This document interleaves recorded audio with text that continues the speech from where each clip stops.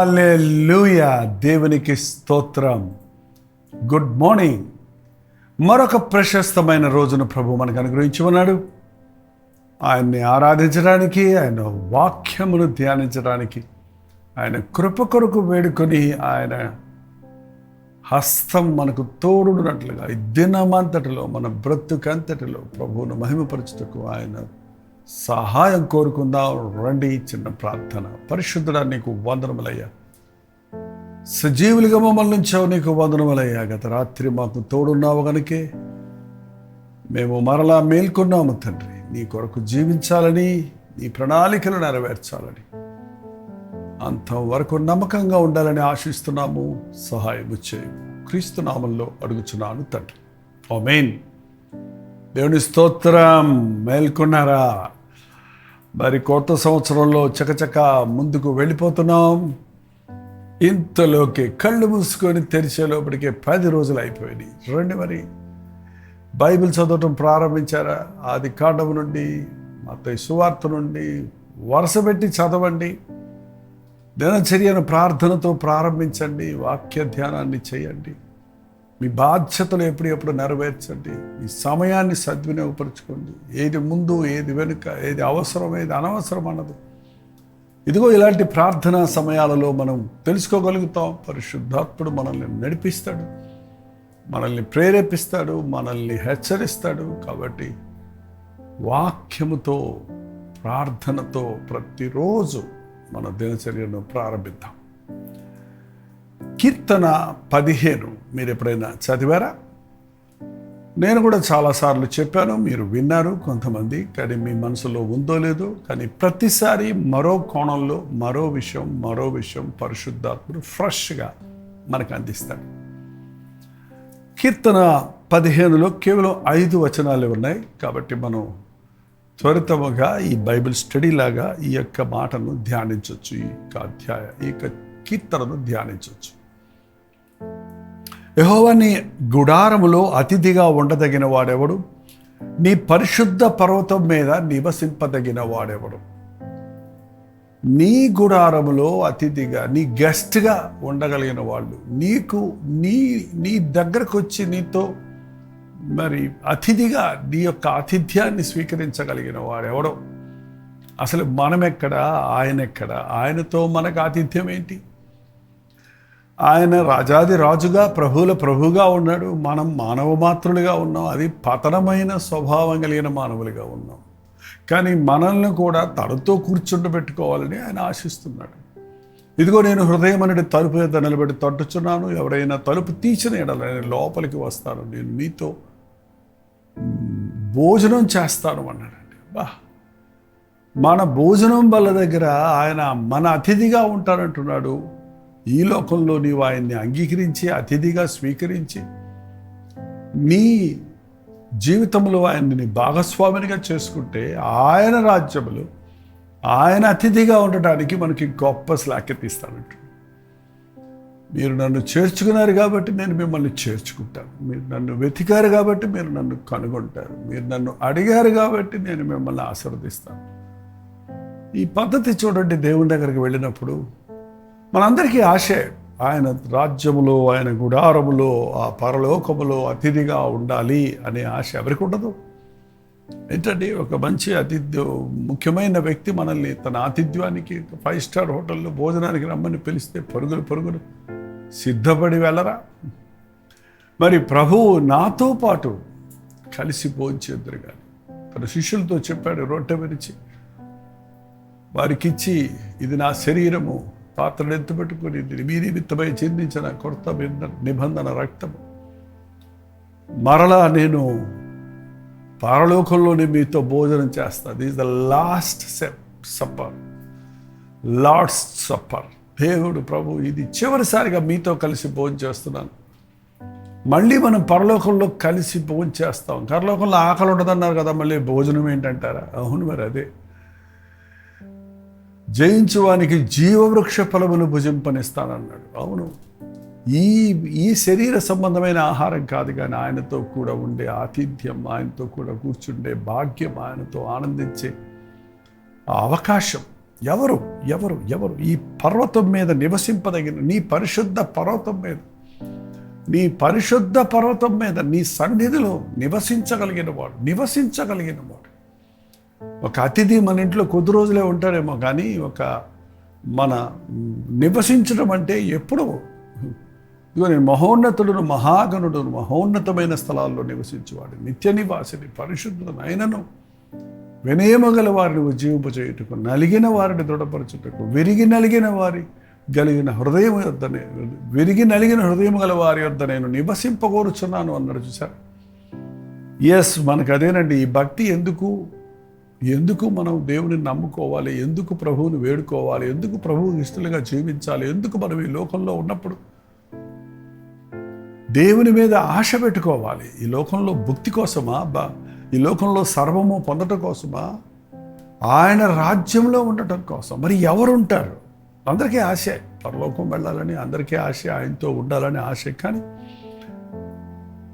America దేశానికి వెళ్ళాలంటేనే మనకి passport ఉండాలి, వీసాలు ఉండాలి, ఇప్పుడైతే వ్యాక్సినేషన్ వేసుకొని ఉండాలి, స్పెషల్ పర్మిషన్స్ ఉండాలి, సెక్యూరిటీ దాటి వెళ్ళేటప్పటికీ మనకి ఎన్ని కష్టాలు, ఎన్ని రకాల టెస్టులు చేస్తే అన్నిట్లో ఫిట్ అయితేనే కదండి మనం వెళ్ళగలుగుతాం. మరి పరలోకం వెళ్ళాలంటే గబగబ దూరిపోదాం అనుకుంటున్నారా?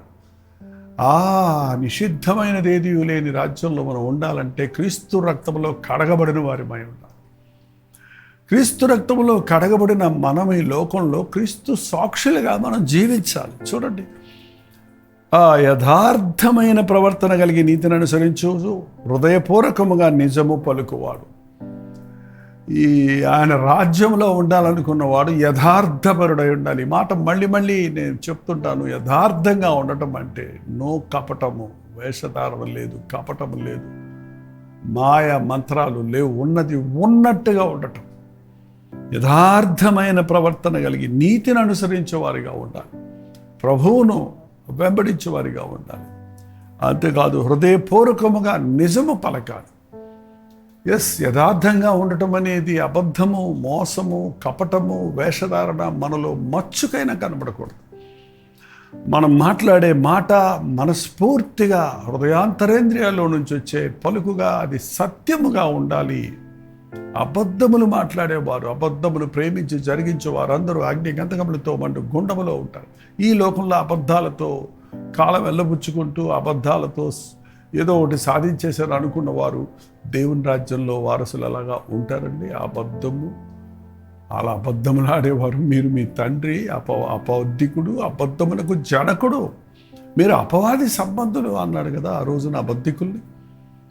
మనం నాలుకతో సత్యం పలకాలి. 3వ వచనం, అట్టివాడు నాలుకతో కొండెములాడడు, తన చెలికాడికి కీడు చేయడు. ఇప్పుడు కొండాలు అనేది ఇక్కడ మాట అక్కడ మాట ఇక్కడ, రూమర్స్ అనేవి, చాడీలు అనేవి, మరి ఎంతమంది ఈ రోజున ఒకరి మధ్య ఒకరికి భేదాభిప్రాయాలు కలుగు చేయడానికి కారకులు అవుతున్నారు. అనవసరమైన అదిగో పులంటే ఇదిగో తోకున్నట్టుగా.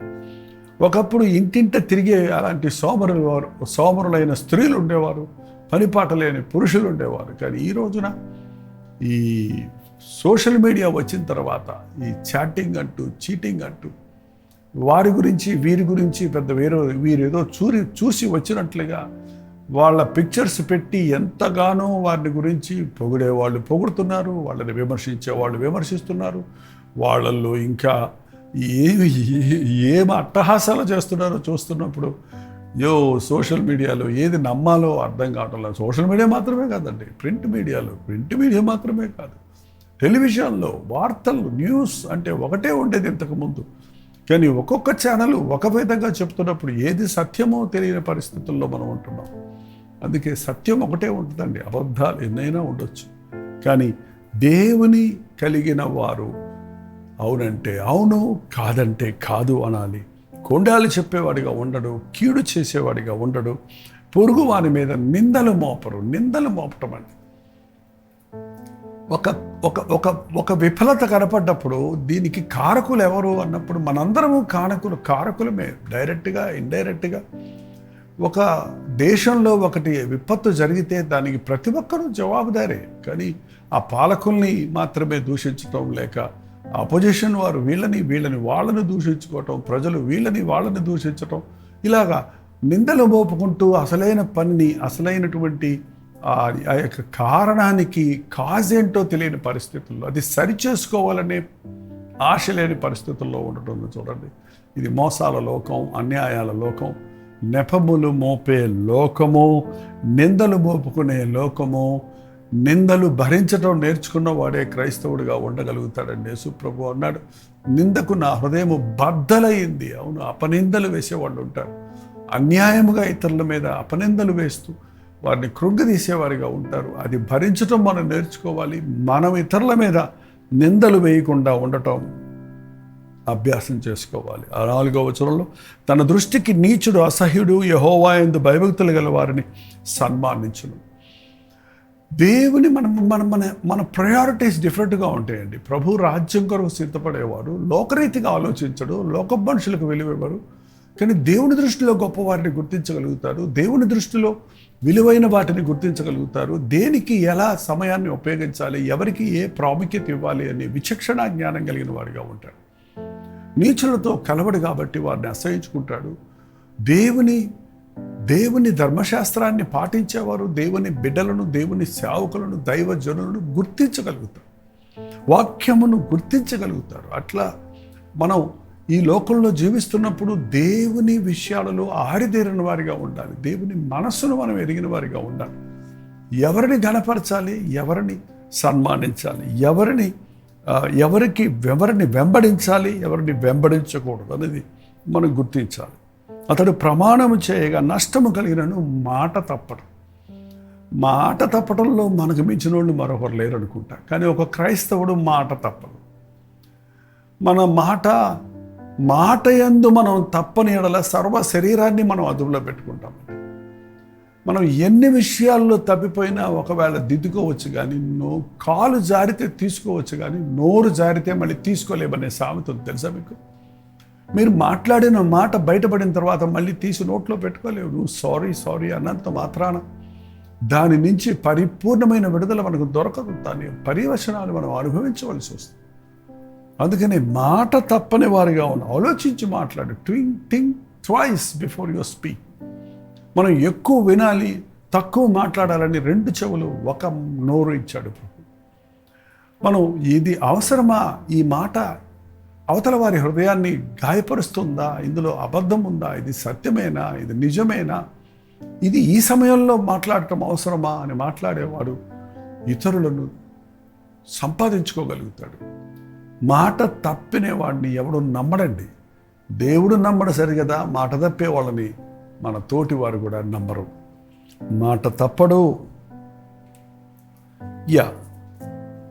5వ వచనం చివరిగా, తన ద్రవ్యమును వడ్డీకి ఇవ్వడు. వడ్డీ వ్యాపారాలు చేసి ధనవంతులు అవుతున్నారండి చాలామంది. అఫ్కోర్స్ చట్ట ప్రకారంగా కొంత ఇంట్రెస్ట్ అనేది, డబ్బు ఎప్పుడు కూడా కొంత ఇంట్రెస్ట్ ఉంది. బ్యాంక్ ఇంట్రెస్ట్ చూడండి, జస్ట్ మినిమం % ఉంటుంది. అది కూడా కొంతమంది అసలు ఒప్పుకోరు. అది కూడా దానిని కూడా ఆశించరు. అది కూడా పేదలకు పంచేవారిని చూస్తున్నాం. బట్ డబ్బులు పుట్టించడానికి వాడు అవసరతలో ఉన్నవారు అడిగితే లెక్కజమ లేనటువంటి వడ్డీలు చెప్పి మరి దాన్ని మల్టిప్లై చేసుకుంటానికే ఆశపడేవారు, దాని మీదనే ఆధారపడి బ్రతికేవారు ఉన్నారు చూసారా. ఇలాంటి వారు ఆ న్యాయస్తులు దేవుని రాజ్యమునకు వారసులు కాలేరు కదా. ఒక వ్యక్తి ఎందుకు అప్పు చేసుకుంటున్నాడు? అతనికి కష్టం వచ్చింది, అతడు తన సంపాదన సరిపోలేని పరిస్థితుల్లో ఉంది. మరి నీవు అప్పిచ్చినప్పుడు తనకి నీవు మరలా వడ్డీ కట్టవలసి వచ్చినప్పుడు ఆ అప్పుల్లో నుంచి అతను బయటపడేది ఎప్పటిగా? ఈరోజు అనేక మంది అప్పులలో కూరుకుపోయి ఇక అప్పులు కట్టలేని పరిస్థితుల్లో ఆత్మహత్యలు చేసుకోవడానికి, ఊరు వదిలిపెట్టి పారిపోవడానికి ప్రయత్నిస్తున్నారు. అసలు దేవుని వాక్యం చెబుతుంది, నువ్వు దేవుడిని ప్రేమించేవాడివైతే నీకు ఇచ్చిన ధనములో నమ్మకస్తుడిగా నీ ఉండి దేవుని చిత్తములో నీ డబ్బును ఖర్చు పెట్టేవాడివైతే, దేవుని చెందినవి దేవునికి ఇచ్చేవాడివైతే, నీవు అప్పిచ్చేదవే కానీ అప్పు చేయవు. అప్పిస్తావు కానీ వడ్డీ తీసుకోవు. అది దేవుని యొక్క పద్ధతి. పరలోక రాజ్యంలో ప్రభు ఇస్తాడండి. పేదలను కనికరించేవాడు, దేవునికి అప్పిచ్చేవాడు. పేదలను కనికరించేవాడుకు దేవునికి అప్పిస్తున్నాడట. ఇది ఎప్పుడన్నా గమనించారా మీరు? మనం పేదలకు ప్రభు నామంలో ఇచ్చిందంతా పరలోకపు బ్యాంకులో క్రెడిట్ అవుతుందండి. మరి ఈ భూలోకపు డబ్బు పరలోకానికి తీసుకెళ్తానికి ఏదైనా మార్గం ఉందని తెలిస్తే ఎంతమంది ఎగబడతారు చెప్పండి? నేను పరలోకం వెళ్ళాలి, నా డబ్బు అక్కడికి తీసుకొని వెళ్ళాలి అనే ఆశ అందరికీ ఉంటుంది. కానీ ఎలా దేవునికి కొరకు ఖర్చు పెట్టింది, ప్రభువు కొరకు ఖర్చు పెట్టింది ప్రతిదీ కూడా ఆయన దృష్టిలో ఉందండి. అందుకే తన ద్రవ్యాన్ని వడ్డీకి ఇవ్వడు, దేవుని కొరకు పంచిపెడతాడు, దేవుని నామంలో పేదలను కనికరిస్తాడు, నిరపరాధులను చెరుపుటకు లంచము పుచ్చుకొనడు. This is another thing. లంచం మామూలు. ఎంతోమంది రోజున అధికారులు లంచాలు తీసుకునే వారికి ఉన్నారు. కుంభకోణాలు అంటున్నారు, ఏకంగా లంచానికి ఒక పెద్ద మాట వాడుతున్నారు. ఎన్నో చోట్ల ఇవాళ అన్యాయము, అది పర్సంటేజ్ నాకు అని ఒక చట్టపరంగా తీస్తే అది వేరే సంగతి. ప్రతి వారికి ఒక పద్ధతి ఉంది, వ్యాపారస్తులకి వారికి ఒక పర్సంటేజ్ ఉంటుంది, రైటే. అది కాదు. కానీ ఎక్స్ట్రా సంపాదన, అన్యాయపు సంపాదన, లంచము నీతిని చెరిపేస్తుందండి. లంచగొండలు దేవుడు అసహించుకుంటాడు. అందుకే దేవుడు లంచం పుచ్చుకొనడు.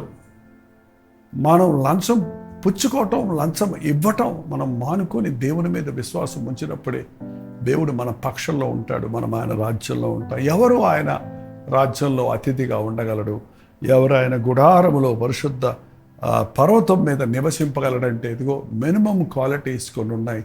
దేవా, నన్ను పరిశుద్ధుడిగా చేయవా, యథార్థపరుడిగా చేయవా, కొండములు చెప్పకుండా, అబద్ధములు ఆడకుండా, లంచం పుచ్చుకోకుండా, వడ్డీ వ్యాపారం చేయకుండా, నాయన నా జీవితంలో పరలోకం మీద దృష్టి పెట్టుకుని నీతో నిరంతరము జీవించినట్లుగా నిన్ను ప్రేమించే వారిగా చేయమని ప్రభుని అడుగుదామా? ప్రార్థన. పరిశుద్ధుడా, ప్రేమగల తండ్రి, ఈ ఉదయ కాలంలో ఎన్నో కోరికలు మేము కోరుకుంటున్నామే కానీ నీ రాజ్యంలో ఉండాలనే కోరిక, నీ పర్వతం మీద నివసించాలనే కోరిక, నీ పరలోక రాజ్య వారసులుగా ఉండాలనే ఆశ మా హృదయాలలో కలుగజేయము.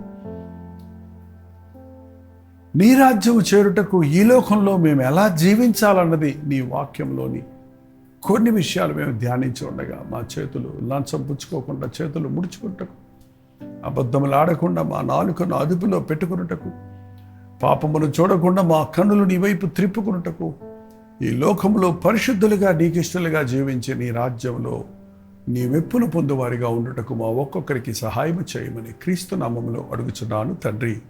ఆమేన్. తండ్రి అయిన దేవుని యొక్క ప్రేమయు, కుమారుడైన క్రీస్తు యొక్క కృపయు, ఆదరణకర్త అయిన పరిశుద్ధాత్మ యొక్క సహవాసం ఈ అనుదిన ధ్యానములో ఏకీవించిన మనందరికీ ఇప్పుడు సదాకాలము తోడయుండును గాక. ఆమేన్.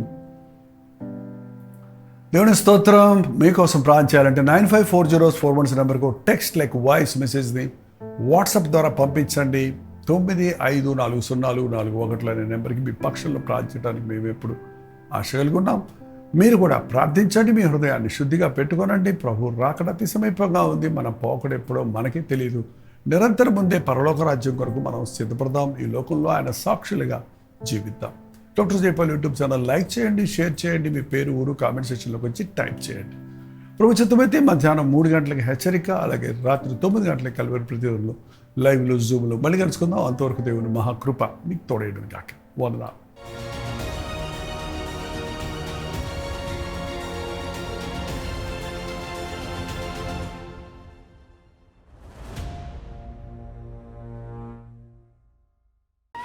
దైవజనుని హెచ్చరిక